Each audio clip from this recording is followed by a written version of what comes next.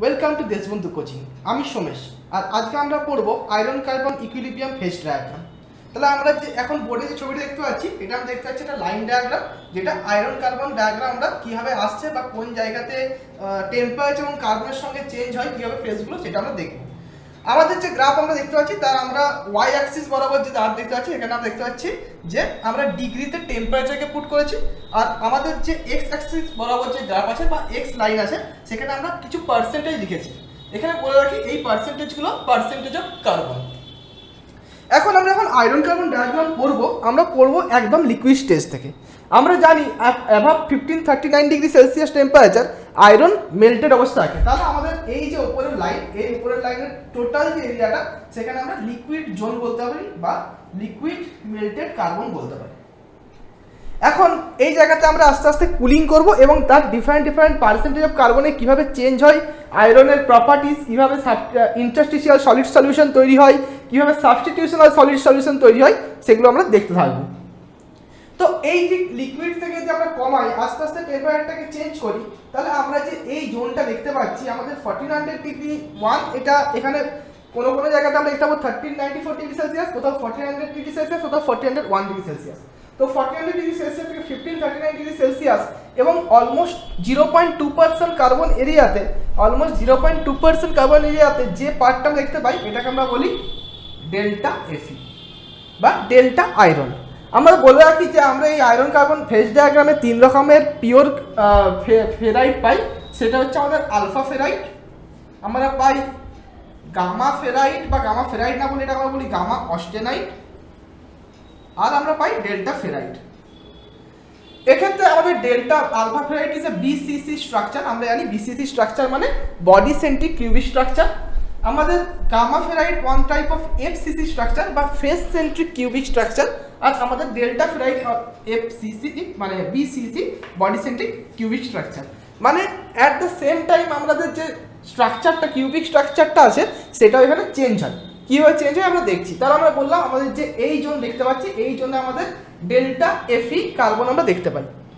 ঠিক ডেল্টা এফি কার্বনের উপরে এই যে জায়গাটা পাই, এই জোনের মধ্যে টোটাল যে আয়রনটা আছে সেটা সলিডিফিকেশন হতে পারে না, যার ফলে এই জায়গাতে আমরা একটা লিকুইড প্লাস ডেল্টা এফি কার্বনের সলিড সলিউশন আমরা দেখতে পাই। ফার্দার টেম্পারেচারকে আমরা ড্রপ করি আরো, ঠিক এই লাইন বরাবর, মানে আমি যা বললাম 0.2% কার্বন লাইন বরাবর যদি আমরা আস্তে আস্তে ড্রপ করতে থাকি, তাহলে আমাদের ঠিক 1400 ডিগ্রি সেলসিয়াসের নিচে যখন যাবে, এই জোনটা আমরা গামা অস্টেনাইট পেতে পারি। গামা অস্টেনাইট 910 ডিগ্রি সেলসিয়াস টেম্পারেচার, যেটাকে আমরা বলি আপার ক্রিটিক্যাল টেম্পারেচার, এখান থেকে 1400 ডিগ্রি সেলসিয়াসের মধ্যে বিলংস করে।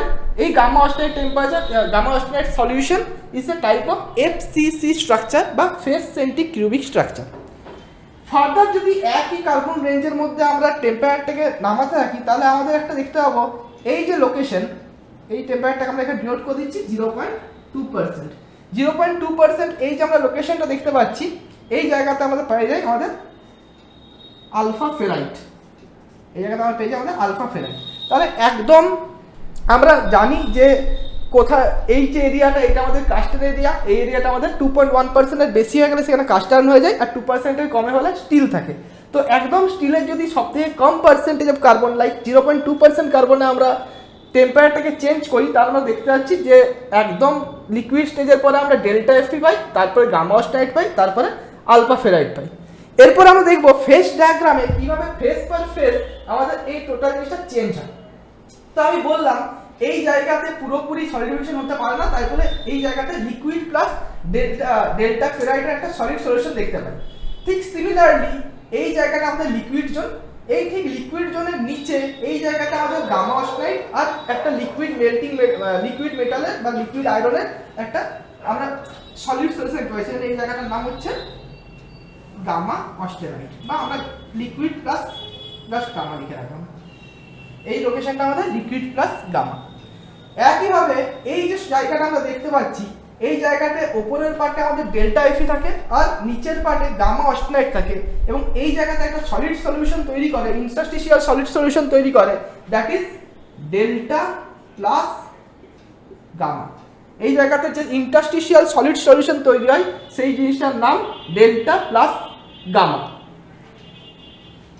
এই লোকেশনে আমরা চলে আসি, এখানেও লিকুইড থাকে। আমরা দেখতে পাচ্ছি এই লোকেশনটা অলমোস্ট 4.3% অফ কার্বন থেকে 6.67% অফ কার্বন। আমি এখানে আরেকবার লিখে দিচ্ছি, this is the percentage of carbon, this is the percentage of carbon. তাহলে 4.3% থেকে 6.67% এর মধ্যে যখন থাকে তখন আমরা এই জায়গাতে যেটা পাই সেটা হচ্ছে সিমেন্টাইট। সিমেন্টাইটকে আমরা Fe3C দিয়ে ডিনোট করি, দ্যাট ইজ অ্যাকচুয়ালি কার্বাইড। তাহলে আর এর ঠিক উপরে আছে লিকুইড। যেহেতু আমরা বলছি এই যে রিঅ্যাকশন লাইন, এই রিঅ্যাকশনের লাইনের আশেপাশে সম্পূর্ণভাবে সলিডিফিকেশন হতে পারে না, সেই জন্য এই জায়গাটা আমরা বলতে পারি লিকুইড প্লাস সিমেন্টাইট। তাহলে আমাদের টোটাল উপরের পার্টে আমরা দেখতে পাচ্ছি যে আমরা একদম লেফটে আছে গামা অস্টেনাইট, এখানে লিকুইডটা সলিডিফিকেশন হতে শুরু করেছে এবং তৈরি করেছে লিকুইড প্লাস অস্টেনাইট, আর এই জায়গাটা হচ্ছে লিকুইড প্লাস সিমেন্টাইট। আমাদের নিচে আমরা পার্সেন্টেজ অফ কার্বন দেখাচ্ছি। এরপর আমরা চলে আসছি আস্তে আস্তে ঠিক নিচের পার্টে। আমাদের এই যে পার্ট আছে এখানে আছে আলফা ফেরাইট। আলফা ফেরাইটের সঙ্গে এই গামা অস্টেনাইটের একটা ইন্টারস্টিশিয়াল সলিড সলিউশন তৈরি করে এই লোকেশনে, যে জিনিসটা আমরা নাম বলতে পারি alpha plus gamma austenite, alpha ferrite plus gamma austenite. এই যে লিকুইড জোন আছে, এই লিকুইড জোন থেকে যদি আমরা আরেকটু নিচে নামি, এই জায়গাতে আমাদের গামা আস্তে আস্তে কিছুটা লেডেবুরাইটে ট্রান্সফর্ম হয়ে যায়। সেজন্য এখানে আমরা চলে আসে লেডেবুরাইট। এখানে বলে রাখা ভালো যে লেডেবুরাইট কোনো লাইক অস্টেনাইট বা লাইক সিমেন্টাইটের মতো পার্মানেন্ট ফর্ম না, ইটস এ ট্রান্সফর্ম ফর্ম। লেডেবুরাইট নিজেই তৈরি হয় গামা অস্টেনাইট থেকে। তাহলে এই জায়গাতে আমরা গামা প্লাস লেডেবুরাইটের একটা মিশ্রণ দেখতে পাই।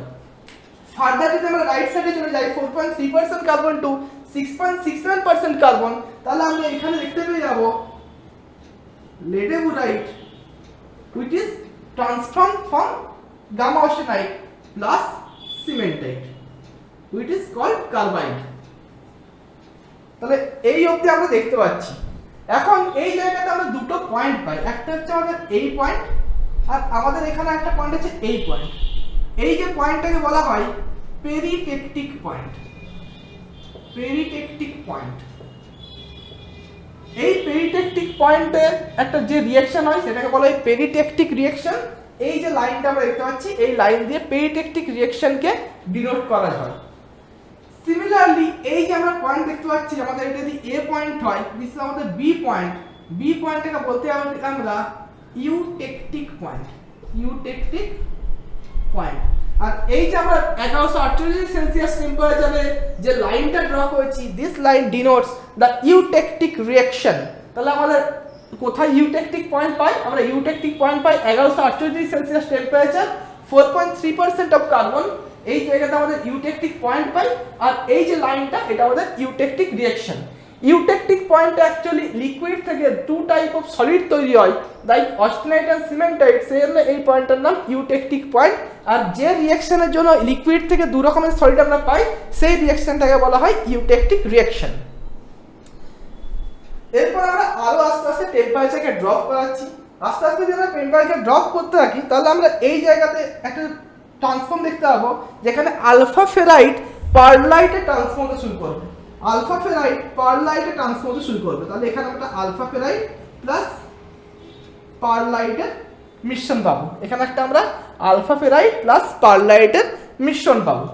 সিমিলারলি এই জায়গাতে আমরা একটা আলফা ফেরাইট প্লাস পারলাইটের মিশ্রণ পাবো, আলফা প্লাস ফেরাইট। এখানে বলে রাখি, ঠিক যেমন ledeburite transform from gamma austenite, similarly pearlite is also a transform form of alpha ferrite. Alpha ferrite থেকে কিন্তু পারলাইট তৈরি হচ্ছে।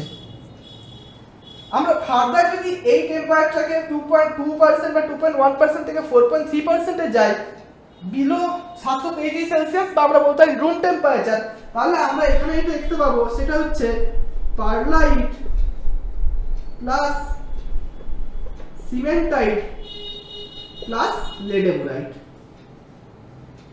এখানে বলে রাখা হলো, আমি আগেই বলেছি লেডেবুরাইট গামা অস্টেনাইট থেকে আস্তে আস্তে ট্রান্সফর্ম হয়, যেটা আমাদের এই জোনের মধ্যে অলরেডি কিছুটা গামা অক্সাইডের প্রপার্টিজ ছিল, এখানে সেই জিনিসটা নেই, এখানে টোটালি লেডেবোরাইট এসে গেছে। সেই জন্য এখানে আমরা লিখে দেবো ট্রান্সফর্ম লেডেবোরাইট। আমরা কথা যোগ করবো ট্রান্সফর্ম লেডেবোরাইট। আমরা এই জায়গাতে যদি আরো টেম্পারেচারকে রুম টেম্পারেচার নিয়ে আসি, তাহলে আমরা এখানে দেখতে পাবো পারলাইট প্লাস সিমেন্টাইটের মিশ্রণ। আমরা এখানে দেখতে পাবো পারলাইট প্লাস সিমেন্টাইটের মিশ্রণ। ঠিক এই যে পয়েন্ট আছে, এইখানে একটা পয়েন্ট আমরা দেখতে পাচ্ছি দিস পয়েন্ট, এবং এখানে একটা লাইন ড্র করেছি।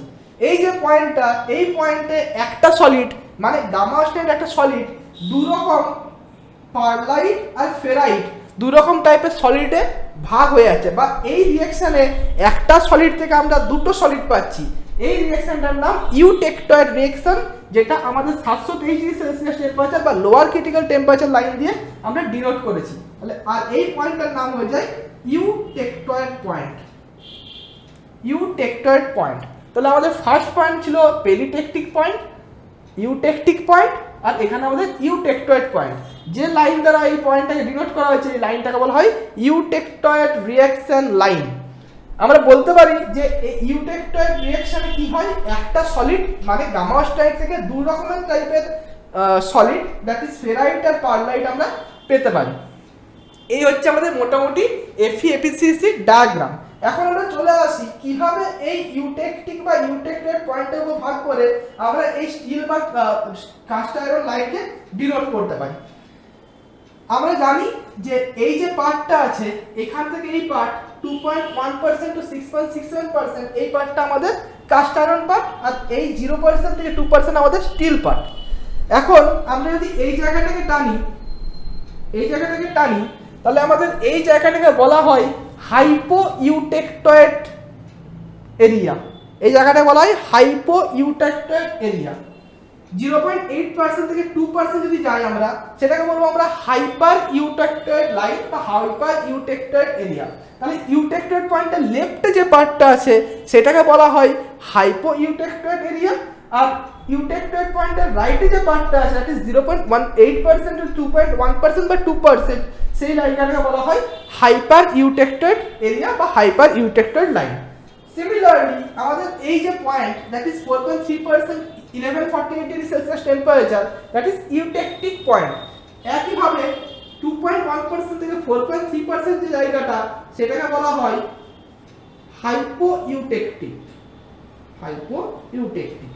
আর ঠিক এই রাইট পার্টটা মানে 4.3% থেকে 6.61% যে লাইনটা, একে বলা হয় হাইপার